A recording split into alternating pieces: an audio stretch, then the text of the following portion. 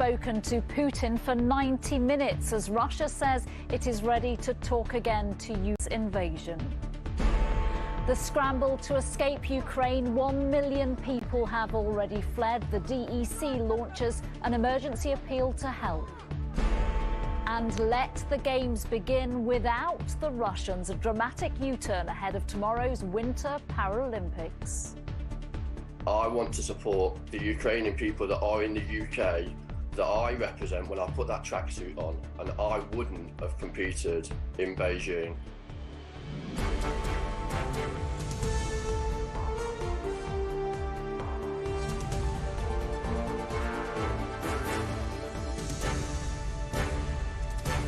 This is the ITV Lunchtime News with Nina Hussain.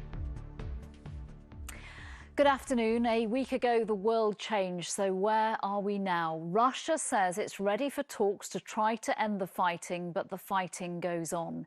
In the same speech, the country's foreign minister compared NATO to Hitler.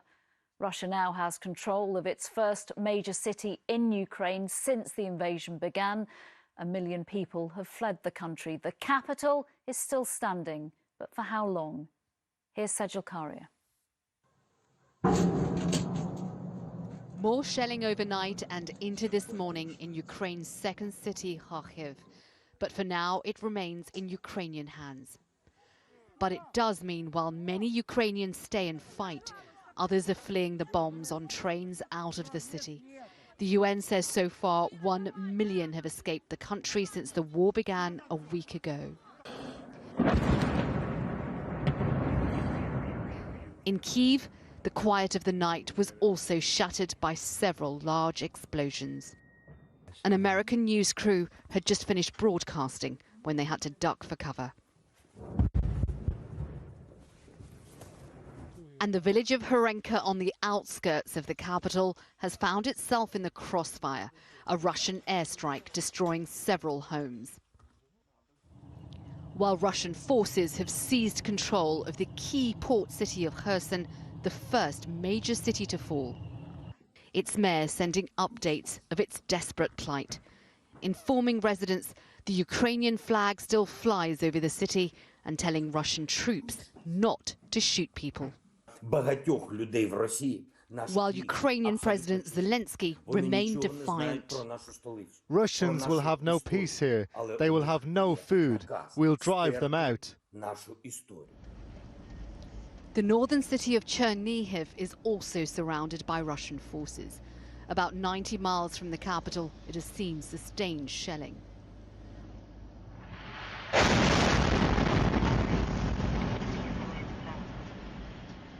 While there's war above, there's new life inside these makeshift maternity units in the bunkers beneath. 46 babies have been born in this unit alone since the Russians invaded a week ago.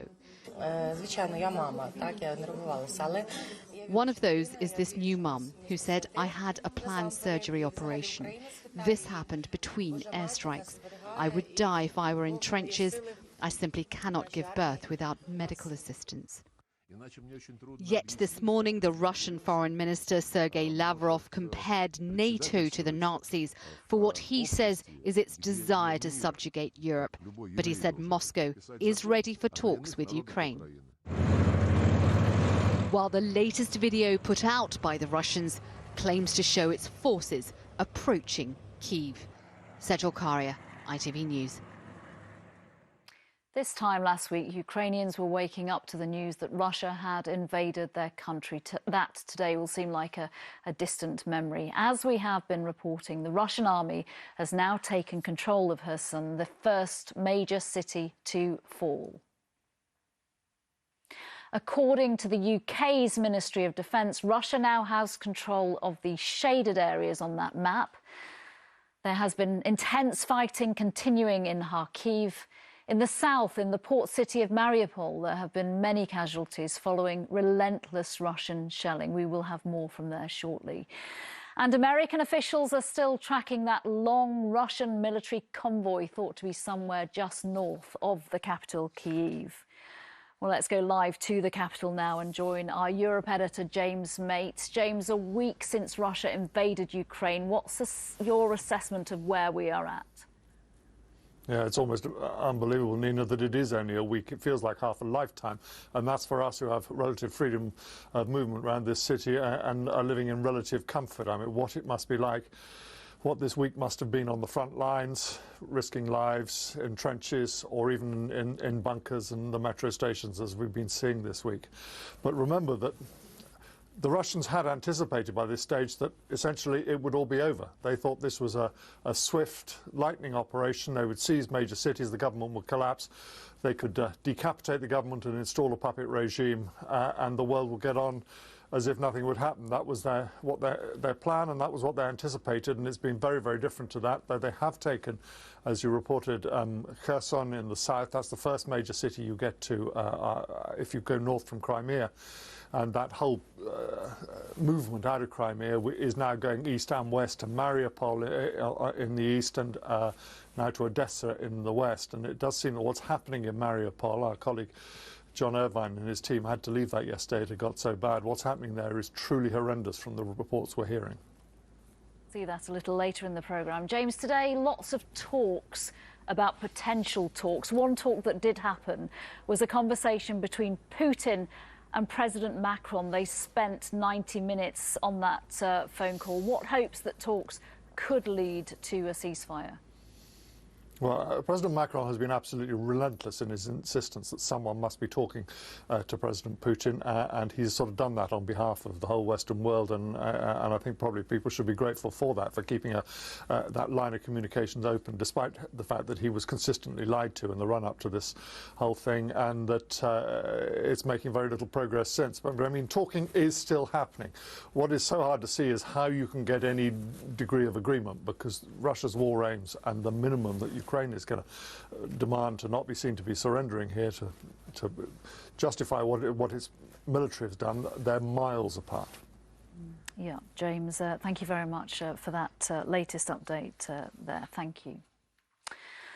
There is no safe way to escape Kherson now, no green corridor for refugees. And in the first major city to fall to the Russians, food is now becoming scarce.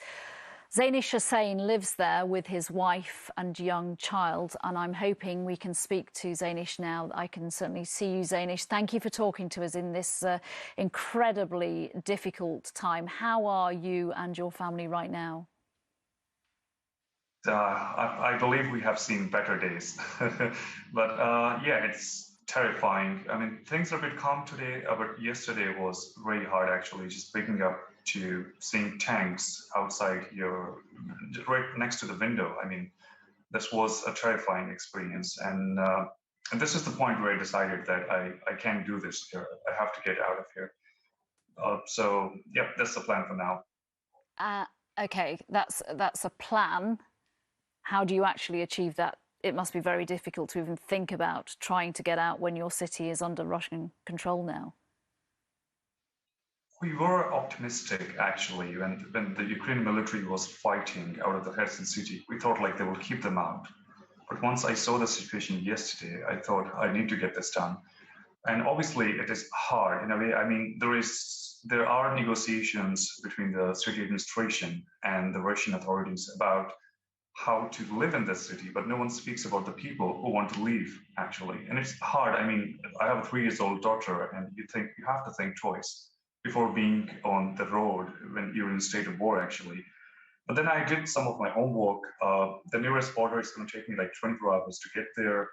On a normal day, I will pay $500 for this trip if I hire a car along with a driver, but I've been asked like for $6,000 to $7,000.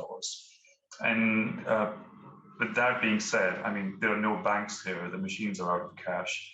So I have some family, I mean, out of Ukraine that are trying to help me out with other methods. And I hope it will be successful. I mean, living here, it sounds very non-realistic and terrifying. I mean, just imagine that you have soldiers in the city that have killed normal civilians like you.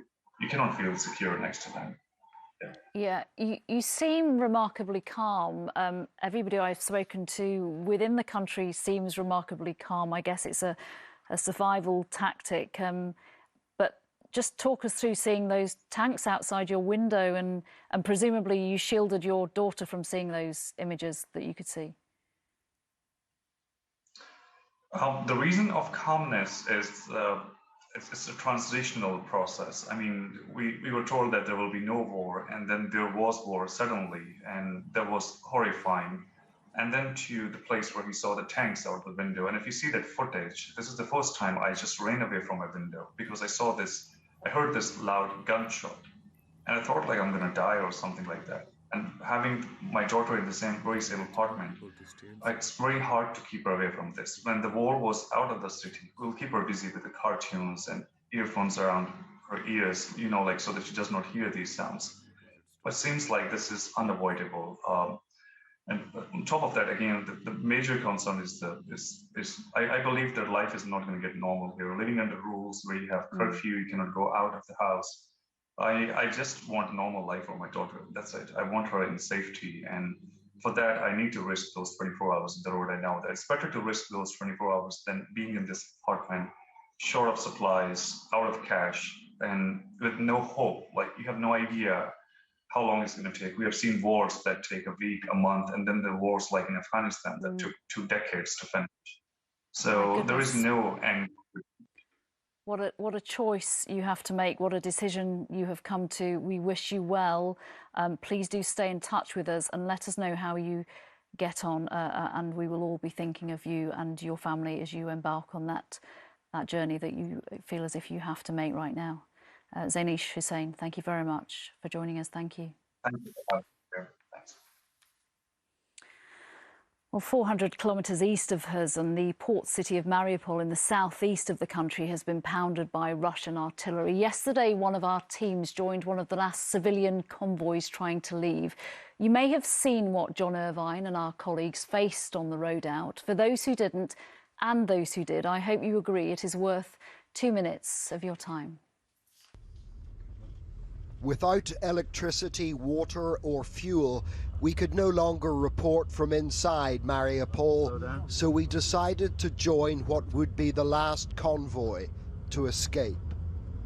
The city has a large Greek community, and Athens had tried to secure safe passage for a ragtag of Greek diplomats, citizens, and foreign journalists. With Mariupol just 5 miles behind us, tanks suddenly appeared in the mist. We hoped they were Ukrainian, but they were not. We filmed the Russians as surreptitiously as possible. I can count 4 Russian tanks. Thankfully, the crews at the minute appear to be quite relaxed. Somebody from our lead vehicle has gone to have a chat to convince them that we are who we say we are, an innocent convoy leaving Mariupol for safety. You can see the Z on one side of one of the tanks. I can anyway. They're definitely Russians. At one point, the tank turret turned our way. Wow. We were staring down the barrel. It's not clear what spooked them, but something definitely did. And suddenly, some of the Russian soldiers to the right and left of the tank were kneeling and aiming their rifles at our convoy.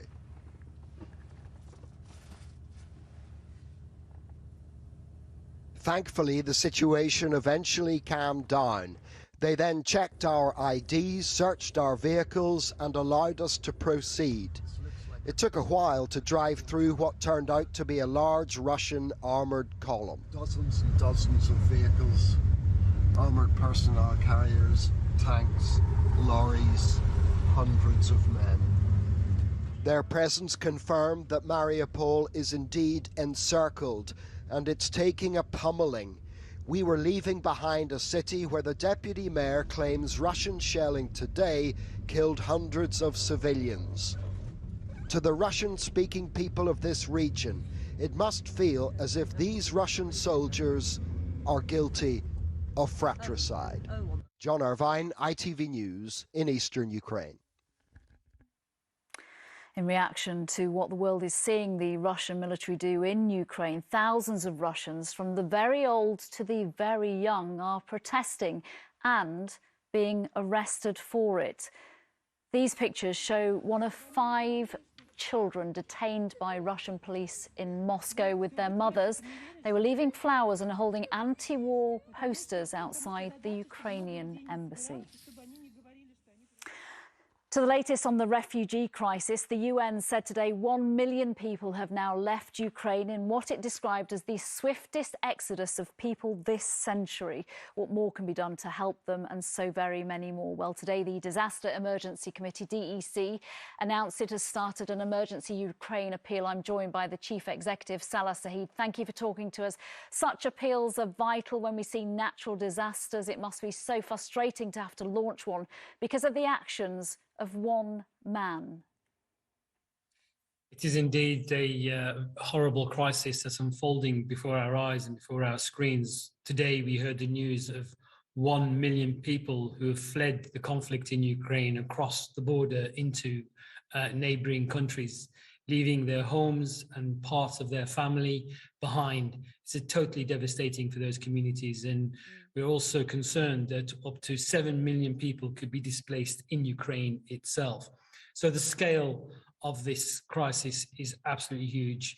The needs of people on the ground, having left everything behind, include the basic essentials: food, water and blankets to keep people warm.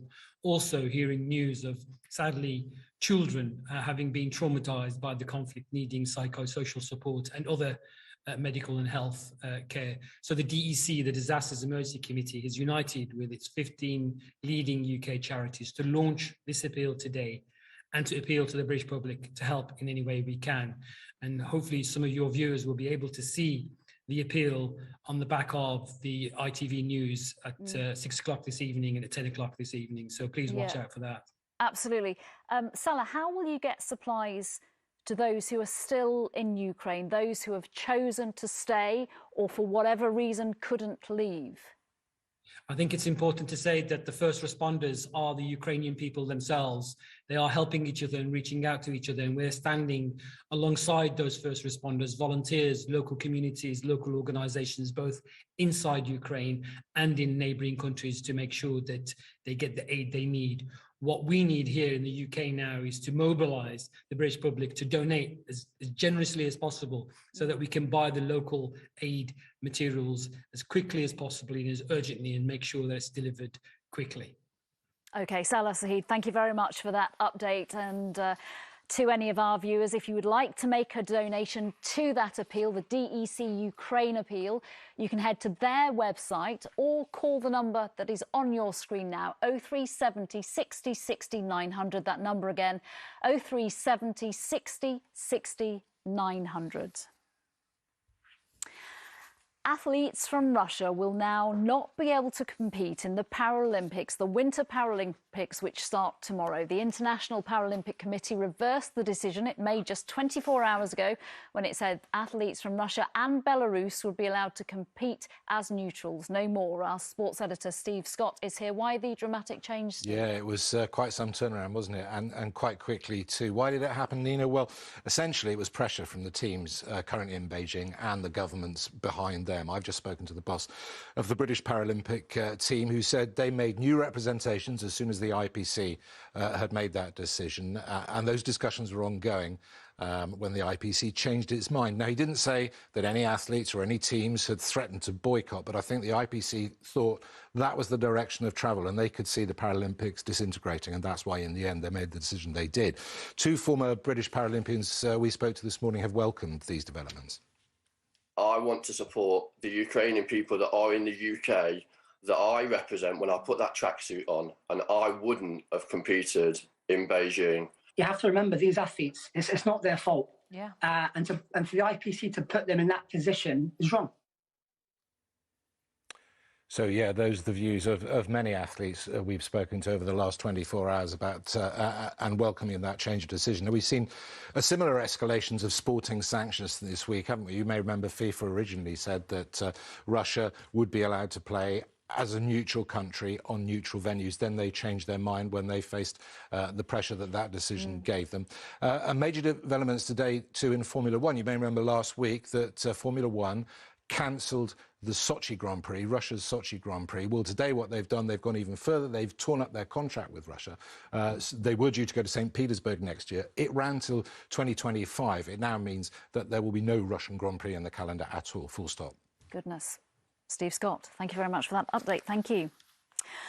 Just before we go, we wanted to share some positive news in the desperate race to safety that so many Ukrainians are having to make. Last night, a team of ours filmed with a 4-year-old girl with cancer who had fled from her home across the border to Poland. She was safe from the bombs, but being looked after in a very basic makeshift clinic by volunteer doctors who couldn't understand her medical notes. We have Ukrainian papers and we don't know the history of her treatment. She needs to be treated in hospital. The hospital is about 400 kilometers from here. Well, this morning we heard from our correspondent Lucy Watson that she has now been taken to a hospital about 400 kilometres away from the border where there is a paediatric oncology centre. That's all this lunchtime. We'll have all the latest updates on the situation in Ukraine on our website, the usual address, itv.com/news. Lucrezia will be here at 6:30. Bye-bye.